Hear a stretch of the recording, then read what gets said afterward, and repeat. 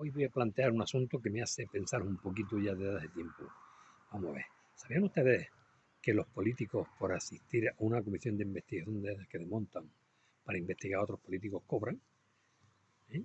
¿Ustedes creen que es razonable que un político con lo que gana y el poco trabajo que hacen tenga que parar para las comisiones de investigación, cada uno se lleve a lo mejor entre 1.700 o 2.000 euros al mes más? ¿Eh? ¿Te das cuenta que hasta, hasta con esos asuntos tan delicados nos están robando? No pueden sacar un poquito de tiempo porque le toca ahí, y no tenés que cobrar que apañarse con su sueldo. Tienen que ponerse un sueldo aparte. ¿Eh? Y además contando que ¿para qué cojones sirve una comisión de investigación? Si eso no sirve para nada.